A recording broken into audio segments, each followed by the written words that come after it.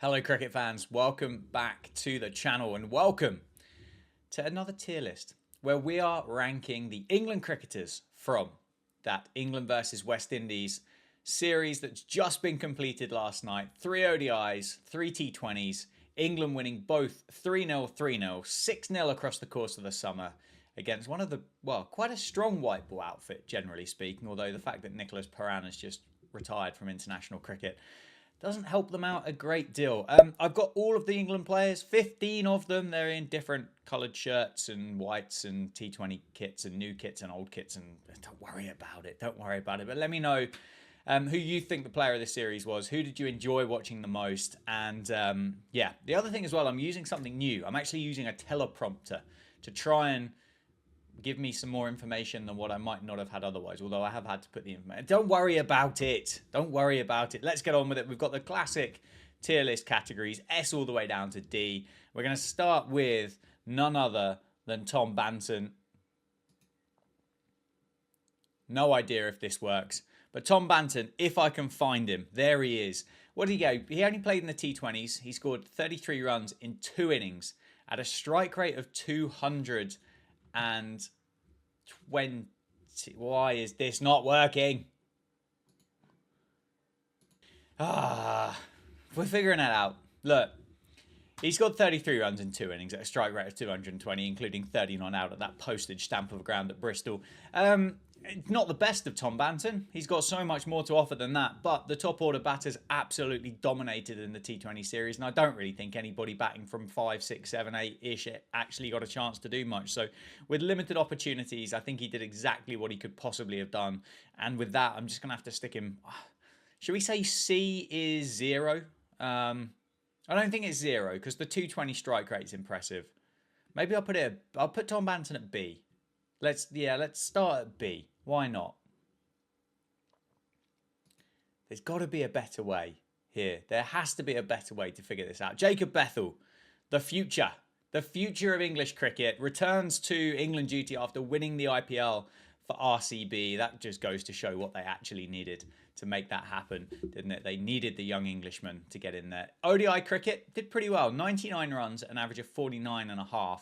High score of 82 in the first ODI, plus a couple of wickets. And the T20, 85 runs at a high score of 36 not out. Oh! High score of 36 not out. Was batting at the death, similar to Tom Banton. He faced 49 deliveries across the course of that 3-match T20 series.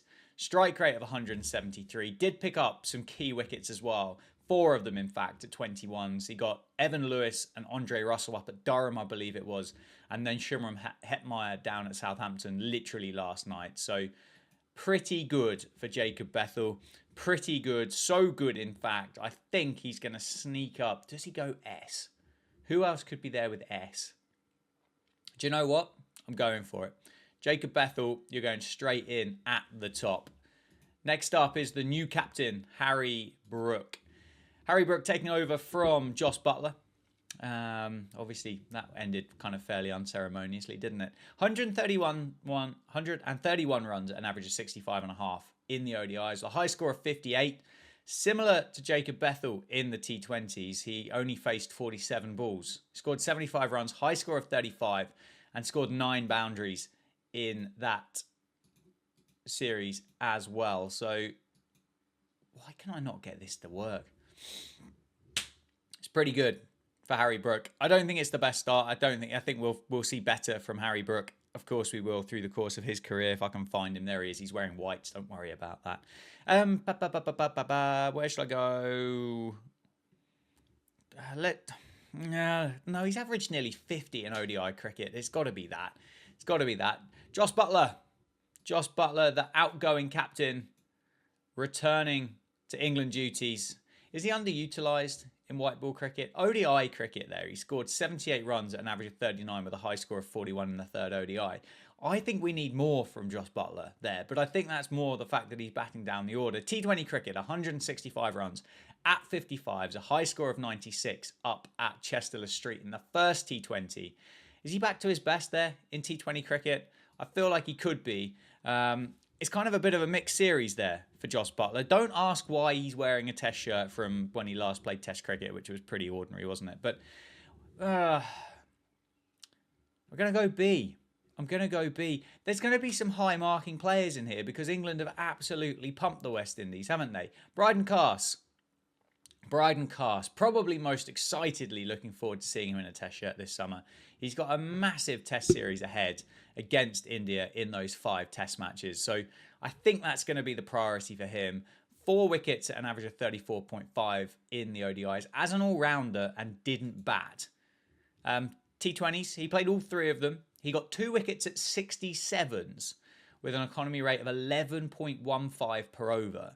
And I've described that bowling performance there as, I think it's licked by the West Indies. So Brydon Carse, nothing personal, but that puts you down in the bottom tier, unfortunately. It's not stunning, was it? Liam Dawson returns to England duty for the first time in what felt like 183,000 years after, well, being left out to dry and going off to play PSL rather than carry drinks in formats that he was never going to play. But he returned in the T20s, 5 wickets, 4 for 20 up at Durham to open that series up, showcasing what we've been missing. Does he find a space in other formats? Does he find a space in ODI cricket? Does he find a space in the Test arena as well? I don't know. I don't know why he wouldn't be there. I really don't. It baffles me. It really confuses me as to why he wouldn't be involved. But he goes straight in there at A. I mean, he dropped like 2 catches off his own bowling in 2 separate balls there at Southampton. But we won't worry about that. But he's brilliant. Ben Duckett, top of the order. Absolute jet. 118 runs in the ODIs, an average of 39. A high score of 60. The T20s, though, he has absolutely whacked it. 115 runs at 38. High score of 84 down at Southampton last night with a strike rate of 169 across the series. And I think that 169 across the series is light compared to what he managed to do last night in that final T20. So Ben Duckett's been on fire. We're going to pop him in there at A. Will Jacks, again, returns from the IPL. He's been quoted in saying that he's found clarity in the role at number 7 for particularly the ODI side. He scored 88 runs at an average of 44 with a 49 high score in the second ODI and picking up 1 wicket. In the T20s, it was 16 runs in 2 innings, down the back end of it. And he's going to be the modern-day Moeen Ali, isn't he? He's going to be that kind of guy that's very, very talented in both disciplines, but isn't really picked to do either of them. I don't necessarily think that's his fault. I think he's a better batter than walking out down the bottom. I think he's a better bowler than only bowling a couple of overs here and there as well. So clarity for number 7 for Will Jacks might mean one thing. Clarity for me with number 7 means that you're not really going to do a great deal in these white ball teams, particularly in the shortest format, if, of course, things are going particularly well. So there's my thoughts on there. Saqib Mahmood back, the England quick. Haven't seen him play for a while. He played a bit for Lancs in the Championship, I think, in the build-up to this. But look, it's another England fast bowler that's fit. And I mean, that if that doesn't warm your heart and tickle your... I'll stop on that one. Tickle whatever makes it ticklish, then that's going to be good for you. He played in the ODIs, only the ODIs for Saqib Mahmood. Got 8 wickets at 14.63 with a best of 3 for 32. That is fantastic. There is no denying that. 8 wickets in 3 matches at less than 15s. A. Jamie Overton, again, one eye on the Test squad coming up later this summer. He's in there for the first one, isn't he, up at Headingley on the 20th of June. He just played 1 ODI, 3 for 22 in it, rested for the rest of the series or potentially injured one of the both, I don't know. But did pretty well, didn't he? But he only played 1, so the sample size is pretty small. I'm just going to put him straight down the middle here at C.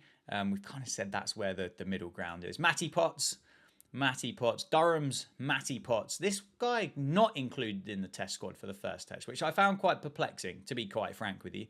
But he had quite a good start. 2 wickets in 2 matches in the ODIs, 53.3 with the ball, and then only played 1 T20 up at Durham where he got awarded his T20 cap. It was his debut, and he picked up 2 wickets for 48 runs. So not the best from Matty Potts. And I think, unfortunately, I'm going to have to give Brydon Carse some company down the bottom there with his fellow Durham seamer. sorry, Matty. Adil Rashid, the GOAT, just keeps getting goatier. What an incredible series. Every time you think that surely it's about time that Adil Rashid kind of hangs the boots up, he finishes with 9 wickets in the ODIs at 17s, leading wicket taker in the series and a best of 4 for 63. 4 wickets in the T20s in 3 matches at 28. Now, the T20s you can caveat slightly because there were high-scoring games. One of them was at Bristol that people just get whacked for fun. Southampton was high-scoring as well, so can caveat it. But Adil Rashid is brilliant, so he's going to go in there at A as well because, look, we won the series. I can't be too critical. I can't be too harsh to these guys. Joe Root only played the ODIs, leading run scorer in the series, 267 runs at an average of 133 with a high score of 166 runs. He was the first England batter to go past 7,000 ODI runs, going past Owen Morgan. I think he was just under that, 6,900 and something. Quoted saying that he felt guilty that he couldn't play as much for Jos Butler during his captaincy, so wants to play for Harry Brooke. Don't think it's exclusive as to why he doesn't like Harry Brooke or likes Harry Brooke and not Jos Butler, just the availability side of it. But look, Root's class. He's class on grass. He's going up there with Bethl because he is the absolute GOAT. Jamie Smith. I didn't see Jamie Smith on my bingo card opening the batting across the formats. There are a lot of options for England, but Brendan McCullum's taken over. So he's taken the test wicketkeeper and number 7 to go and open the batting with the test opening batter Ben Duckett, but not give him the keeping gloves as well. So a bit for you to unpack there, but 101 runs in the ODIs at 33.5, a high score of 56, 102 runs in the T20s, strike rate of 200 exactly with an average of 34. And just, he struck at 200 by playing proper cricket shots. And that's a fantastic start to your white ball career for England for Jamie Smith. So he's in there at A as well. And finally, Luke Wood played 2 T20s, picked up 5 wickets, got 3 for 31 at Southampton, down on the South Coast last night at an average of 11. So again, a fantastic series for Lancashire's fast bowler, Luke Wood. There we go. There's the tier list. There's my rankings for that white ball series. I'm looking forward to the World Test Championship. I'm looking forward to the Test summer ahead. 5 tests against India. Can't wait. And I'll see you soon.